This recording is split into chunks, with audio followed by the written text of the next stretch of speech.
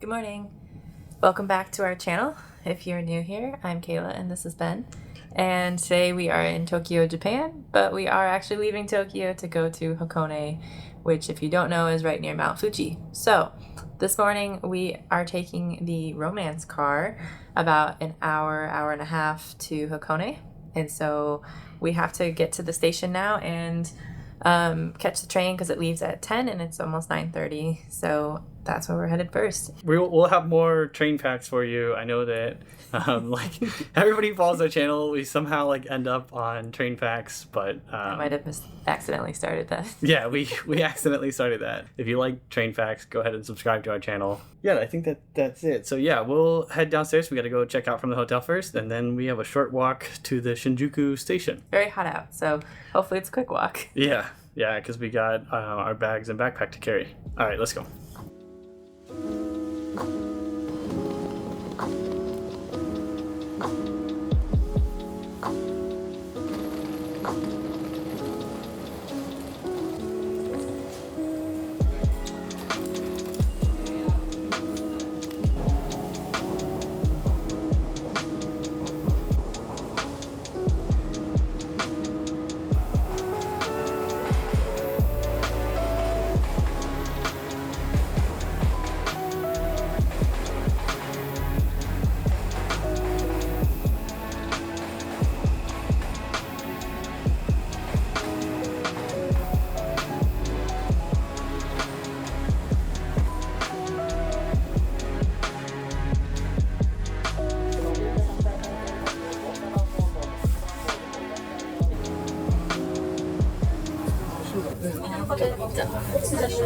That's crazy.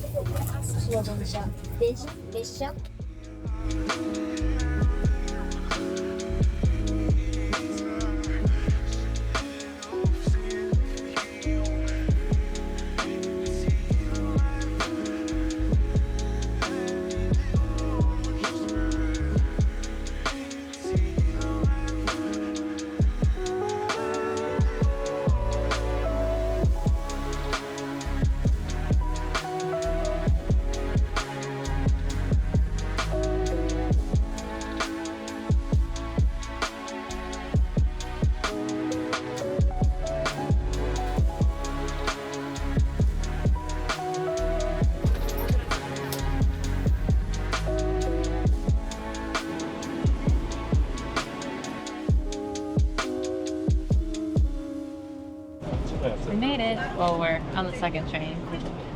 The Romancecar was really nice. Yeah, I really liked it, to be honest.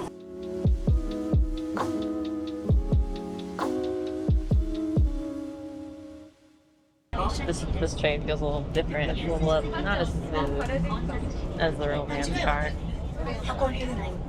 Yeah, it's definitely a little bit rougher. More old school. All right. Whoops. Oops, I exited out of my thing.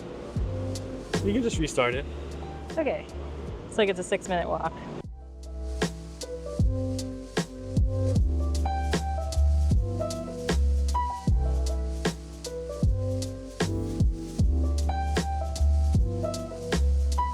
That breeze is great. Not gonna lie, it's significantly cooler up here. It feels so much better than when we were in Tokyo. So much better. Yeah, I feel like it's significantly better up here, especially in the shade, and you can feel the breeze. I feel like also Tokyo's a bit of a concrete jungle, which just traps a bunch of heat. Whereas up here, you're surrounded by a bunch of mountains and trees, and you're shaded. So Beautiful.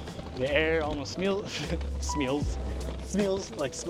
and feels smells fresher. It feels a lot fresher. All right, we're just gonna go continue our walk to the Fujiya Hotel. Looks like we have about a 5-minute walk.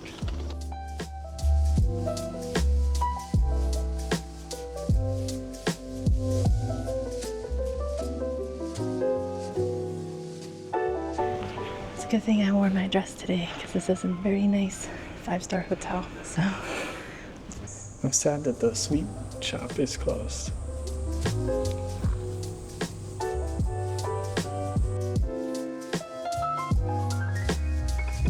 we noticed that everything here is closed on Thursdays, and now some places are only closed every fourth Thursday, and we just happen to be here on a fourth Thursday. So a lot of things are closed on Thursdays, so if you are planning on coming to Hakone, maybe Thursdays aren't necessarily the best day. It's not everything is closed, but a lot of the Japanese restaurants are closed. So if you like Italian food and stuff, that's perfect. Still open, but Japanese restaurants, most of them are closed. Right. So to kind of, I don't know, like make up for that, we're going to try Lawson's, which is like a convenience store here that's pretty popular and has like a bunch of meals to go. And then I think we're going to try the open air museum and walk around, because that's what we had on the list today, and I'm sure we'll find other things to get up to. That's also in a more like built up busy part of town, so I'm sure we can find something to do. Let's go. What did you get? Show us what's in your magic bag, Kayla. I got a chicken sandwich and then onigiri and then just like a Belgian waffle. Nice. I got one of these big lemon. I don't know what it is, but we're gonna give it a shot.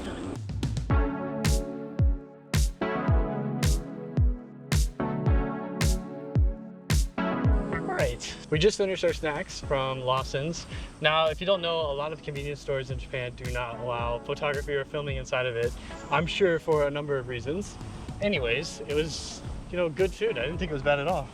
I thought it was pretty good, hit the spot. We accidentally bought a little too much, but yeah, we bought an extra waffle and a little like dessert. Now we have snacks for later. This breeze is amazing. Phenomenal.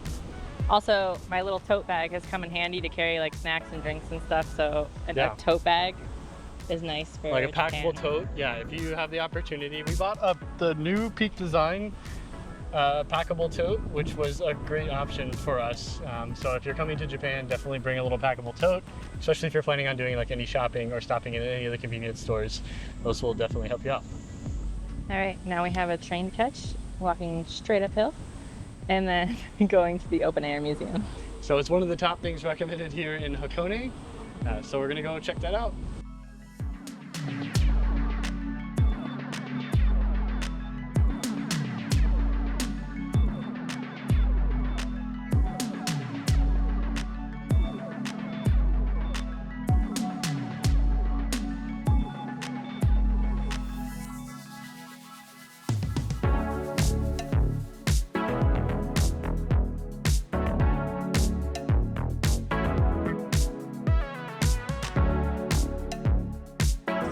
Not gonna lie, I think that was the busiest train we've been on. And like even in all the trains in Tokyo, that was probably by far the busiest. Yeah, it was a little rough.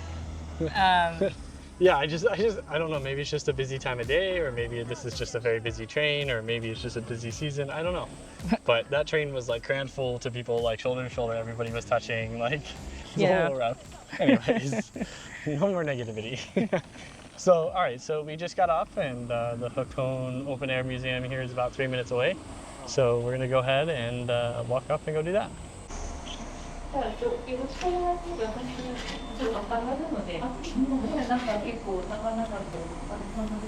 was easy. That was easy.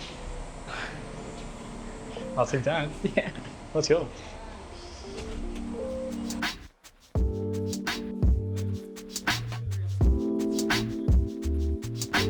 This is so nice. This would be miserable with the weather in Tokyo because it's so hot. Not that I'm complaining, we just spent 4 days there. It was great. But this nice breeze, stay nice and cool, mint.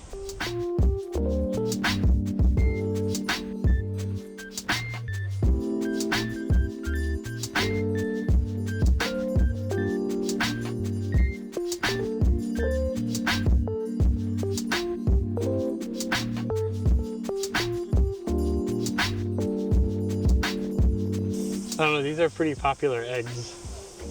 I don't know why, but they're on like all of the pictures of the, like in TripAdvisor, like everybody has pictures of these eggs, so they're probably one of the most popular sculptures here.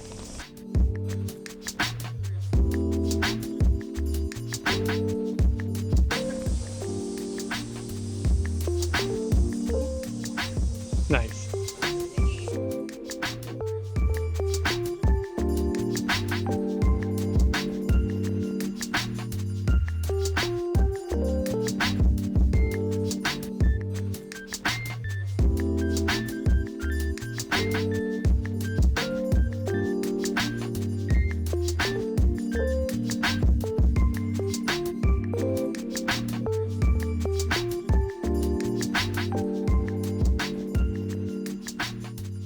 It's very pretty up here. It's very windy. Definitely worth all the steps going up though, and nice cool off from the heat. So, yep. All right. I think I'm ready to go down. And I think our hotel's almost ready. It's ready at 3 o'clock, so we should be pretty close.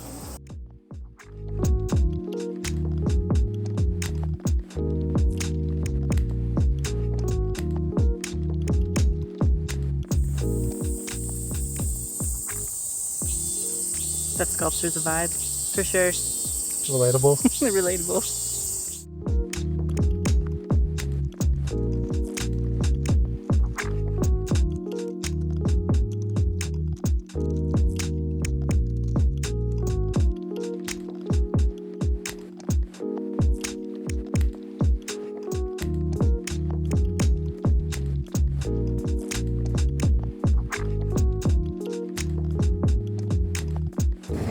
That was fun. Now we're done, and I think we're gonna try to catch a bus back to the hotel, and so we can get to our room. Okay, we just finished our hike up the hill, and hopefully we'll catch our bus there. It's hot. It's hot when you're hiking up a hill.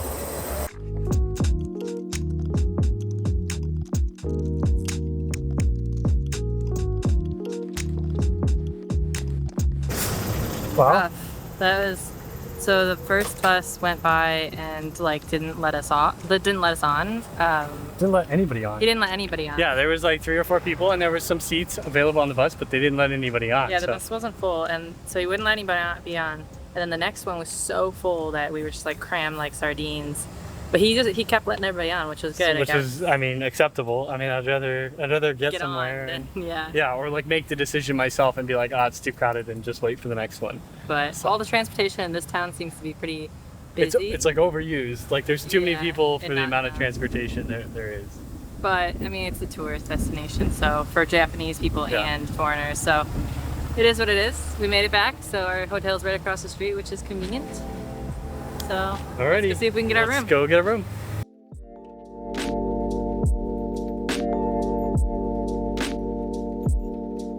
This is the hotel cabin, like traditional Japanese cabin. Yeah, we have the outside pool, and also. All right, welcome to the Fujiya Hotel in Hakone, Japan. We are in the Flower Palace, which is one of, or if not the oldest building of this hotel, and it's actually really famous for like some of the people that have stayed here. I actually don't know the people who have stayed here, but we will look them up and we will tell you later. But let me give you a quick room tour.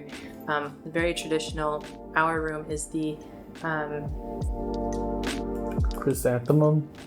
Our room is the carnation room, so everything is kind of themed carnation, the rugs, the everything. So we have 2 full beds, which is different from our last hotel where we only had like 2 twin beds.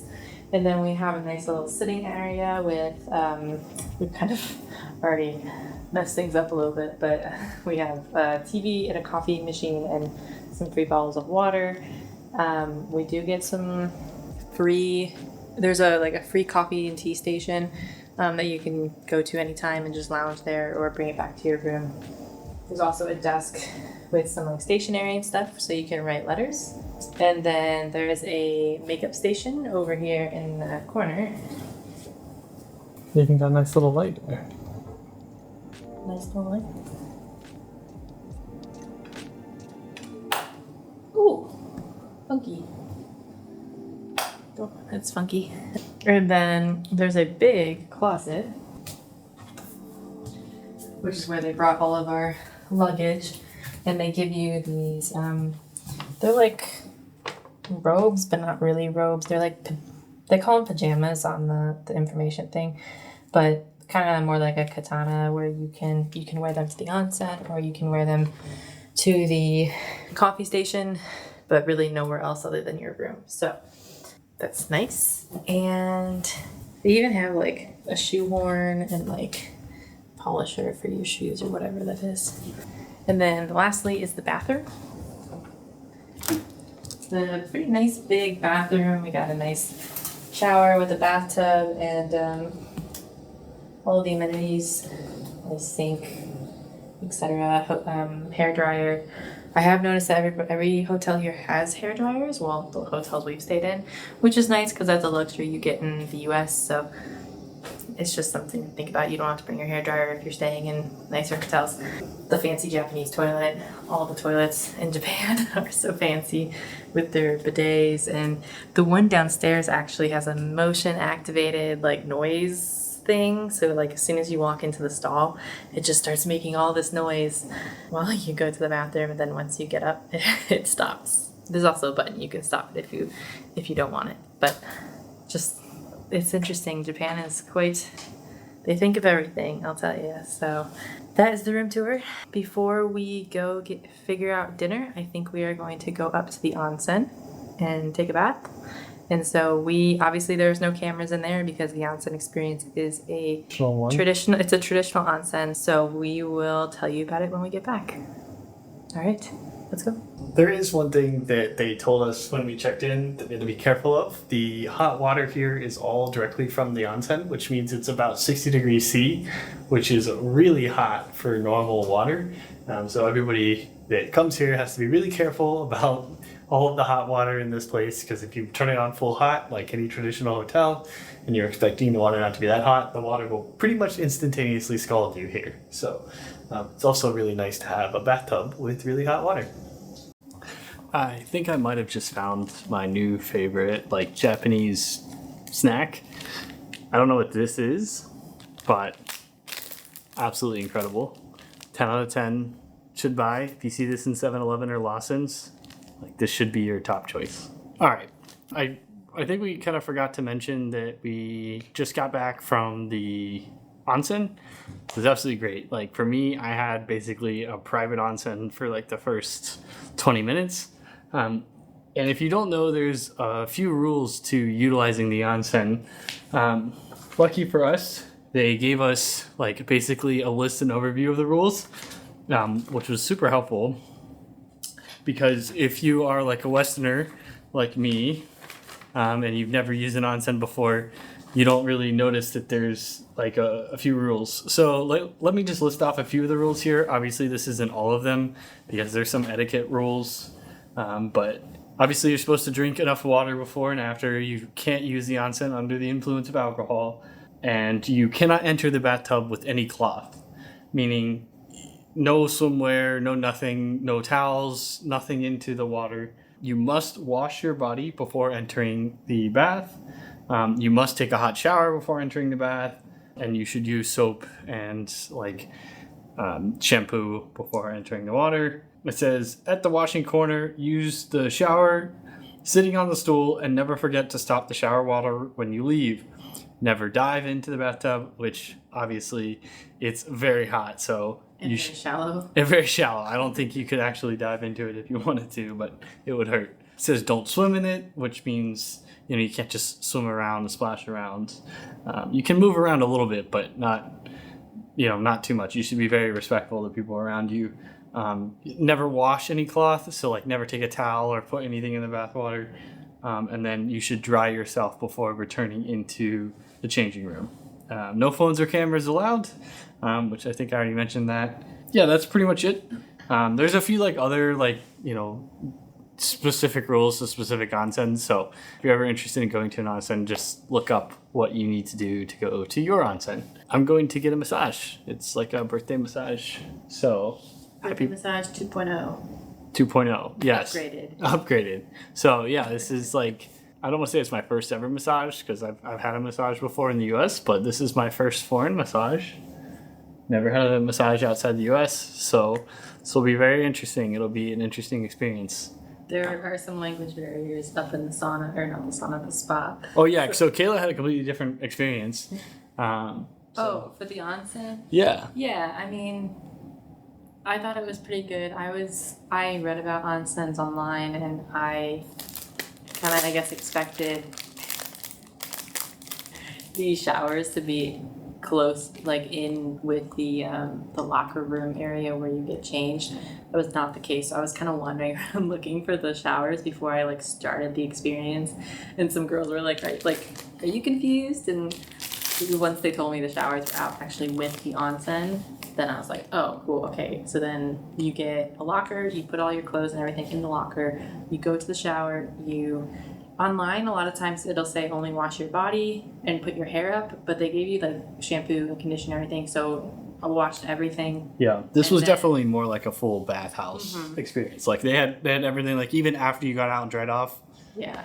They girls, go ahead. Girls should also put their hair up. I did not put my hair up because it's so short, but you don't, so it doesn't go in the water, but the idea is you shouldn't put your hair in the water. You go into the onsen, and then they do have a cold tub in there as well, so that if you get too hot, you go and stand inside the cold tub and put cold water over yourself, and then you can go back into the onsen. They also have a sauna in there as well, and I kind of did more of like a Scandinavian style where I get like hot, cold, because I'm not really a bath person. I get like really hot. I overheat, whereas Ben like thrives. I love baths. So yeah, I didn't last super long, maybe 15-20 minutes, and then I was done.